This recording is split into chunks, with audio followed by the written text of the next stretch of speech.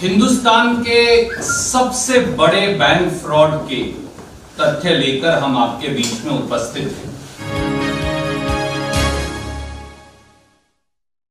स्वागत है आपका भारत वॉइस में। बैंकिंग फ्रॉड में अब तक का सबसे बड़ा घोटाला सामने आया है।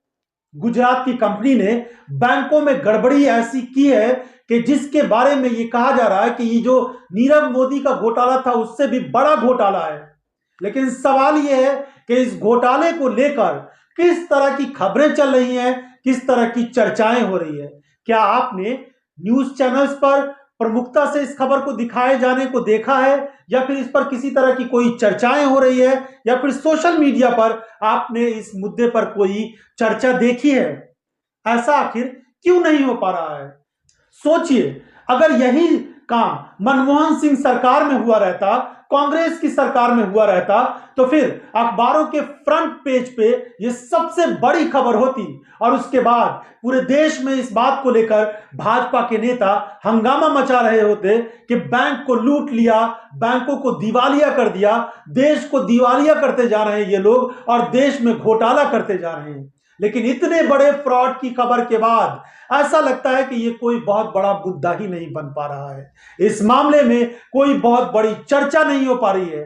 कांग्रेस के प्रवक्ता रणदीप सिंह सुरजेवाला ने इस पूरे मामले पर प्रेस कॉन्फ्रेंस भले ही की हो, लेकिन विपक्ष में ऐसा लगता है कि कोई दम ही नहीं है जो इस मुद्दे को उठा सके, इस मुद्दे पर बात कर सके, इस मुद्दे पर सरकार से जवाब मांग सके। दोस्तों ये देखिए, ये टाइम्स ऑफ इंडिया अखबार है और इसके पहले पन्ने पे तो विज्ञापन है और दूसरे पन्ने पर यह है एक खबर, CBI books Gujarat shipping company इन 22.8 करोड़ फ्रॉड।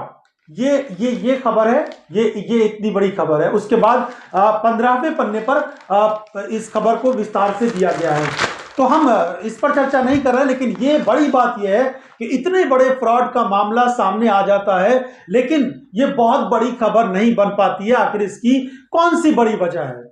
अब देखिए, सीबीआई ने एडीजी शिपयार्ड और उसके तत्कालीन अध्यक्ष एवं प्रबंध निदेशक ऋषि कमलेश अग्रवाल सहित 8 लोगों के खिलाफ केस दर्ज किया है। जी हां, 8 लोगों के खिलाफ इस मामले में केस दर्ज हुआ है और इस पूरे मामले में 28 बैंकों के साथ 22,842 करोड़ रुपए की धोखाधड़ी की गई है। इस मामले में आगे जांच होगी, जांच के बाद क्या कुछ हो पाएगा यह कहना बहुत मुश्किल है, क्योंकि जिस तरीके से पूरे मामले में, यानी पहले इसके जो भी गड़बड़ियां हुई हैं, घोटाले हुए हैं, उस मामले में क्या हुआ है, क्या अंजाम हुआ उन घोटालों का, वो देश की जनता को, हम सबको मालूम है।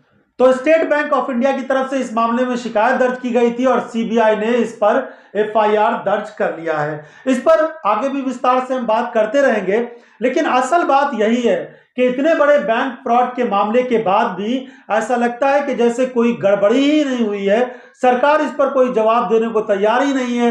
भाजपा के प्रवक्ताओं को ऐसा लगता है कि इससे कोई सरोकार और कोई मतलब नहीं है, और विपक्ष के जो प्रवक्ता हैं उनमें इतना दम नहीं लगता कि वो इस मुद्दे को जोरों शोर से उठाएं। तो दोस्तों, इतनी बड़ी बड़ी गड़बड़ियां हो रही है और इसके बावजूद भी ईमानदारी की दुहाई दी जा रही है, भ्रष्टाचार मुक्त सरकार की दुहाई दी जा रही है। प्रधानमंत्री नरेंद्र मोदी बड़े बड़े मंचों पर खड़े होकर ये बात कहते हैं कि पहले की जो सरकारें थी वो अपने परिवारों के लिए काम करती थी, अपने लोगों के लिए काम करती थी, लेकिन ये सरकार ईमानदारी से काम कर रही है। तो आखिर इस सरकार की ईमानदारी कहां गई? जिस तरीके से बहुत सारे नेता ये आरोप लगाते हैं कि प्रधानमंत्री नरेंद्र मोदी की जो सरकार है वो सरकार सिर्फ 2 लोगों के लिए काम कर रही है। अब देखिए, जिस तरीके से अब इतना ही नहीं, प्रधानमंत्री नरेंद्र मोदी को जिस तरीके से उनमें आस्था रखते हैं भाजपा के नेता, और उनको कौन कौन सी न जाने उपाधि देते हैं भाजपा के नेता, और यशस्वी प्रधानमंत्री, ईमानदार प्रधानमंत्री, गरीब का बेटा प्रधानमंत्री, और बड़ी बड़ी उपाधि देकर प्रधानमंत्री को सम्मानित करने की भाजपा के नेता कोशिश तो करते हैं। लेकिन अब उद्योगपतियों के लिए भी उसी तरह की बातें होने लगी हैं। चंद गिने चुने उद्योगपतियों के लिए भाजपा के नेताओं की आस्था अगर देखना हो उद्योगपतियों के लिए, तो केजे अल्फोंस हैं, आईएएस अधिकारी हैं, उन्होंने इस मामले में संसद में खड़े होकर कहा है कि अंबानी और अडानी की पूजा होनी चाहिए, क्योंकि वो जॉब क्रिएट करते हैं, लोगों को रोजगार देते हैं, तो उनकी पूजा होनी चाहिए। भाजपा के कई नेता इस तरह की बातें अब करते हुए नजर आएंगे, क्योंकि प्रधानमंत्री नरेंद्र मोदी ने भी इसी तरह की कोई मिलती जुलती कुछ बातें कही है पहले। तो भारतीय जनता पार्टी एक ईमानदार सरकार चलाने का दावा कर रही है, लेकिन दूसरी तरफ बैंकिंग फ्रॉड के इस तरह के मामले हो रहे हैं। इसके पहले नीरव मोदी हो, मेहुल चोकसी और इस तरह की लंबी फहरिस्त है, विजय माल्या हो, ये सब लोग देश छोड़कर विदेश चले गए, लेकिन सरकार अभी तक उन लोगों को अपने देश नहीं ला सकी है। काला धन लाने का वादा हुआ था, रामदेव ने बड़े बड़े वादे किए थे, बड़ी बड़ी बातें कही थी, प्रधानमंत्री नरेंद्र मोदी बड़े बड़े दावे कर रहे थे, लेकिन उन दावों का, उन वादों का कुछ नहीं हुआ और उसका कोई जवाब मांगने को तैयार नहीं है। पेट्रोल डीजल की कीमतें 100 के पार हो गई, बेरोजगारी अपने चरम सीमा पर है और लोगों का कारोबार खत्म होता जा रहा है, महंगाई अपने चरम सीमा पर है, लेकिन कोई जवाबदेही सरकार की नहीं बन पा रही है।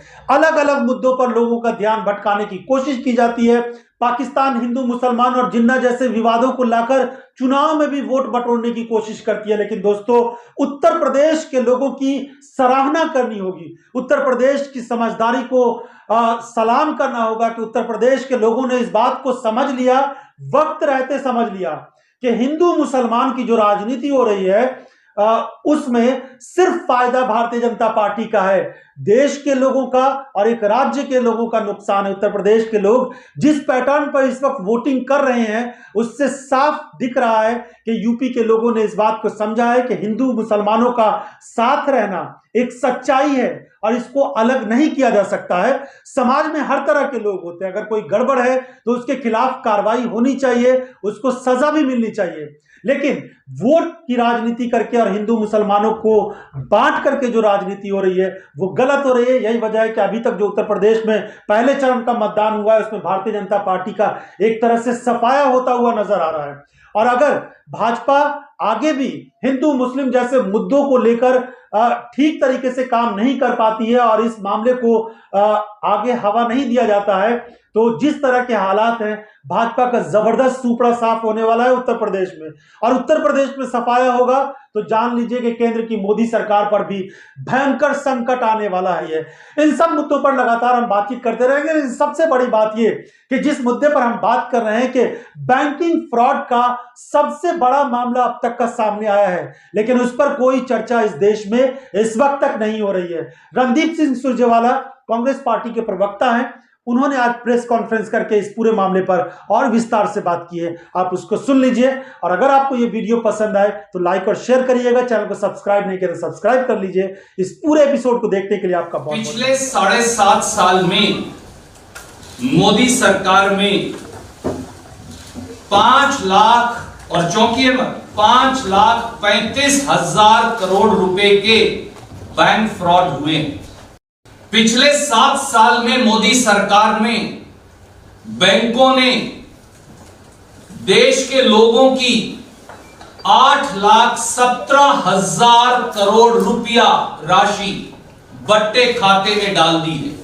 मोदी सरकार के 7 साल में बैंकों के एनपीए में 21 लाख करोड़ का इजाफा हुआ है। साथियों, यह पहली बार नहीं है। मोदी जी की लूट और एस्केप फ्लैगशिप स्कीम के कई मोहरे इस देश ने देखे और पता नहीं उनमें से कई मोदी भी हैं। देखिए उनकी लिस्ट अगर मैं आपको पढ़ूं कुछ की, नीरव मोदी यानी छोटे मोदी, मेहुल चोकसी जिसे प्रधानमंत्री हमारे मेहुल भाई कहकर पुकारते हैं, अमी मोदी, निशल मोदी, ललित मोदी, विजय माल्या, जतिन मेहता, चेतन संदेशरा, नितिन संदेशरा, और ये बहुत सारी बड़ी लिस्ट है। और शहनशाह के जो रतन हैं उनकी लिस्ट में अब ऋषि अग्रवाल का नाम भी जुड़ गया है। एबीजी शिपयार्ड और उसके मालिक ऋषि अग्रवाल देश का बैंकों का 28 बैंकों का समेत स्टेट बैंक ऑफ इंडिया के 22,482 करोड़ रुपए का फ्रॉड उन्होंने किया है। 22,482, ये 75 साल में होने वाला सबसे बड़ा बैंक फ्रॉड है। और लूटो और भागो, बैंक का पैसा लूटो, आपका पैसा लूटो और भागो, ये मोदी सरकार की बैंक के फ्रॉडस्टर्स के लिए फ्लैगशिप स्कीम है।